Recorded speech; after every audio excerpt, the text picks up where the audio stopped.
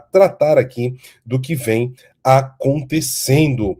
Porque Donald Trump, ele fez uma postagem na sua rede social, o Truth Social, onde ele escreveu o seguinte, quero trazer aqui para os senhores. Com base em uma reunião muito produtiva que tive com o secretário-geral da OTAN, Mark Rutte, nós formamos uma estrutura de um acordo futuro em relação à Groenlândia e, de fato, a toda a região ártica.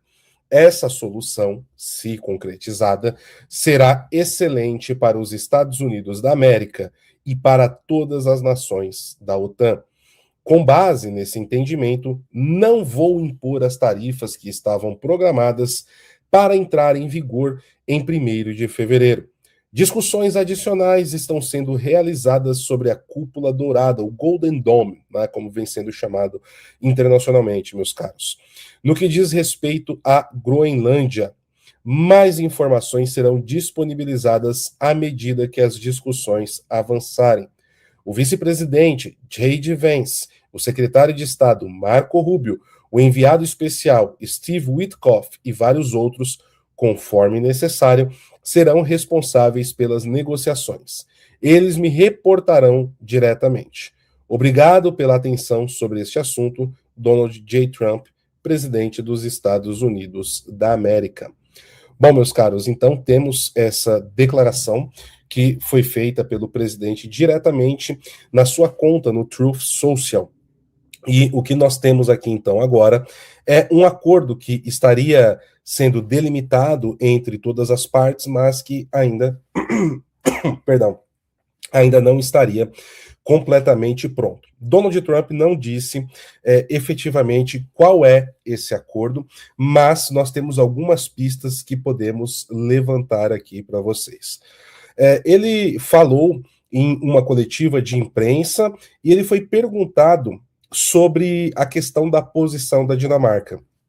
E a repórter ali deu a informação de que o secretário de Negócios Estrangeiros da Dinamarca disse que não iria negociar nada com Donald Trump. E ele deu uma resposta bastante direta, podemos colocar dessa forma aqui, ao melhor estilo Donald Trump. Eu tenho esse vídeo separado para trazer para os senhores. Vamos lá. Foreign Minister rejected what you said in your speech that you were hoping to negotiate to acquire Greenland, essentially saying that this is not something that they are willing to discuss. So what will those negotiations Well, they didn't tell me that. So when they tell me, because I don't like getting it secondhand. If he wants to tell me, he'll tell me that to my face. And when will you be discussing this? I have no idea. When you said I'll be discussing it with this man right here. Mr. President, He's frankly more important. Pois é, meus caros. E esse homem aqui do lado que ele aponta é o secretário-geral da OTAN, Mark Rutte. Bom, eu tenho aqui um comentário a fazer especificamente sobre Mark Rutte. Ele que é ex-primeiro-ministro da Holanda, tem sido uma pessoa muito habilidosa. E eu diria que hoje, no cenário internacional, entre líder de organizações, chefe de Estado ou representante de governo de qualquer país, Mark Rutte foi a melhor pessoa no mundo que soube decifrar e como se comunicar com Donald Trump. Eu colocaria duas pessoas aqui, Mark Rutte e Giorgia Meloni, a primeira-ministra da Itália. E vale lembrar que o Mark Rutte, ele não era a primeira opção ali para ser o secretário-geral da OTAN, inclusive, quando ele foi anunciado, nenhuma articulação promovida pelo Joe Biden, né, para tentar tirar ali Ben Wallace da posição que já estava praticamente garantida para ele, que Ben Wallace, que era o secretário de defesa do Reino Unido, eu particularmente achei uma péssima escolha na época, mas dentro do cenário internacional é necessário colocar a mão à palmatória, pois Mark Rutte vem conseguindo vários acordos, vários entendimentos extremamente importantes. Vale lembrar que em um momento onde a Ucrânia ficou sem os serviços aos quais a própria Ucrânia pagava de inteligência no ano passado, nós tivemos o Mark Rutte encontrando um caminho onde os países membros da OTAN comprariam em um acordo de 80 bilhões de dólares diversas armas dos Estados Unidos e eles forneceriam à Ucrânia isso potencializaria ali toda a estrutura de defesa do país do leste europeu. Entre outras questões, Mark Rutte tem sido um consultor importante para essas questões que tratam também da segurança europeia. E o Donald Trump, em algumas oportunidades, já deixou bem claro o apreço que ele tem pelo Mark Rutte. Foi uma grata surpresa no mundo diplomático, né? E nós vimos aqui, então, a fala do próprio Trump, deixando claro que ele não negociou nada com o secretário de Negócios do Exterior da Dinamarca, e se ele tivesse alguma coisa para falar, que falasse ali face a face diretamente para ele, e que não tem nenhuma reunião agendada nesse sentido. Então, nós temos aqui um acordo que foi delimitado, não temos esses detalhes propriamente dito, mas temos um outro indicativo. O entrevistador oficial do Fórum Econômico Mundial deu uma pressionada no Donald Trump e o Trump acabou soltando, tá, que investimentos na ilha da Groenlândia também fariam parte desse acordo, e isso está voltado à questão das terras raras, que foi um ponto que o Donald Trump hoje no seu discurso negou que fosse um fator que fosse determinante para os interesses americanos e que eles eram interesses de defesa. Então, vamos lá, vamos ver aqui essa entrevista que o pessoal, né, do Fórum Econômico Mundial fez com o Donald Trump. Of some of the nervousness we had in the last couple of days. The tariffs are off. Nothing happens on February 1st. No, we took that off because it looks like we have pretty much a concept of a deal. A deal of ownership, a deal. Well, it's a little bit complex, but we'll explain it down the line.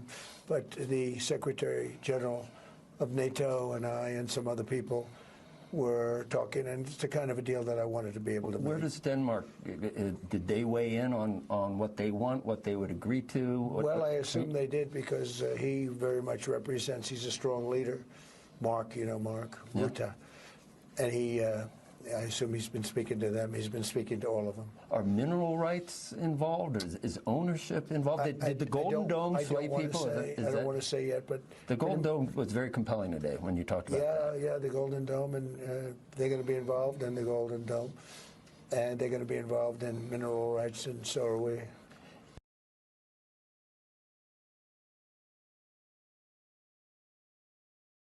Perdão, pessoal, estava no mudo aqui. Então, como vocês viram, tem a questão do domo de ouro. Tá? O que é o domo de ouro? O que é o Golden Dome? Acredito que muitos de vocês conhecem o Iron Dome de Israel. Me deixe saber aí no chat, pessoal. Quem sabe o que é o Iron Dome? Se você sabe, coloque 1 aí no chat. Se não sabe, coloque 2. E aí eu vou saber se eu preciso aprofundar, tá, a explicação desse ponto específico para os amigos, tá bom? Então, então a maioria dos amigos conhece o Iron Dome. O Golden Dome, ele é um processo também de segurança contra mísseis balísticos e outros tipos de ameaça dos Estados Unidos da América, que além da tecnologia que Israel emprega hoje, que também passa por lasers, teria um sistema de satélites, tá? E não há uma confirmação, mas há um indicativo de que tecnologia da SpaceX, que hoje é a empresa que mais possui satélites no mundo, tá? A SpaceX já está ali com em torno de 8.000 satélites em órbita na Terra, poderiam ser utilizados. Tanto que a China e a Rússia estão desenvolvendo tecnologias de maneira conjunta para conseguir barrar a tecnologia da SpaceX de Elon Musk. E seria uma atualização, algo que era inviável nos anos 80, do projeto Star Wars de Ronald Reagan, tá? Como foi batizado na época. A franquia Star Wars era a maior franquia de cinema, né? Ainda é, né? Vamos combinar que Star Wars é muito bom.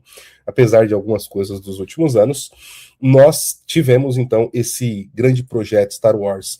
E o próprio Trump faz referência a ele no lançamento do Golden Dome. E aqui é o ponto, tá? Nós vimos também uma certa rusga forte entre o governo do Canadá e o governo americano nesse Fórum Econômico Mundial, tá? O Carney fez um discurso que eu venho repetindo, muito importante na data de ontem. e hoje o Trump foi bastante agressivo com o Carney, porém, o Golden Dome, inclusive para ele chegar e ali atender a questão da Groenlândia, passa automaticamente pelo Canadá, tá?